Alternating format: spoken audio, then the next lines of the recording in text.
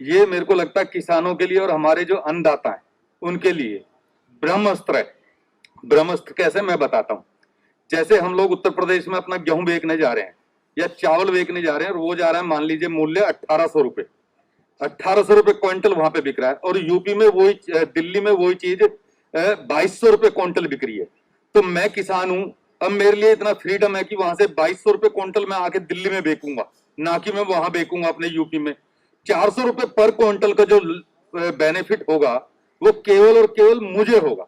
और जब 400 रुपए क्विंटल का बेनिफिट मुझे होगा तो मैं दिल्ली आके क्यों नहीं बेचूंगा उस राशन को, मैं यूपी क्यों बेचूंगा, किसी कच्चे किसान को क्यों, किसी और को, जो व्यापारी होते हैं उनको क्यों बेचूंगा।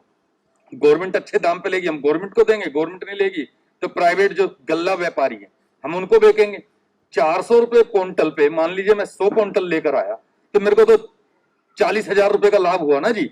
तो मैं तो यहां आके बेचूंगा, मैं यूपी में क्यों बेचूंगा। मेरा ये कहना है कि इससे अच्छा बिल और इससे अच्छी बात, और वो भी बिल्कुल ओपन। अच्छा, जैसे हम लोगों को चुंगी टैक्स लगता था, बहुत सारे हम पे टैक्स लगते थे, व्यापारी टैक्स लग जाते थे, हम जैसे सेल टैक्स वगैरह ये इनकम टैक्स वगैरह वाले रोकते थे, अब वो भी नहीं होगा। हम पूरे देश में कहीं बेचें, अपना राशन है, हम कहीं भी बेचें, हमें फ्रीडम है। इससे अच्छा कुछ नहीं हो सकता। क्योंकि हम लोग गन्ना लेकर आते थे यूपी से, अपने गांव से, जब दिल्ली बेचना होता था उस गन्ने को, तब हमें इतनी समस्याएं आती थी, पुलिस रोकती थी, जगह जगह सेल टैक्स इनकम टैक्स वाले तंग करते थे, किसान होने के बावजूद हम लोगों को दिक्कत आती थी। तो आज मेरा मानना यह है कि इससे बेटर और इससे अच्छा कोई गवर्नमेंट बिल नहीं लेके आ सकती किसानों के हित में। विपक्ष के पास कोई मुद्दा तो है नहीं।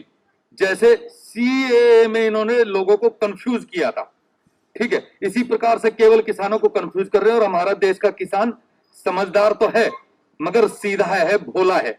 उसको कैसे भी लोग डाइवर्ट करना चाहते हैं कि इस देश में अराजकता माहौल बने, और वो कभी नहीं बनेगा। क्योंकि हमारे देश का किसान का आज बच्चा जगह जगह पे पढ़ाई लिखाई स्कूल अच्छे चल रहे, इसलिए कभी कोई दिक्कत नहीं आएगी। मेरे को लगता है कि हमारे देश के किसान इस चीज को अच्छे से समझेंगे।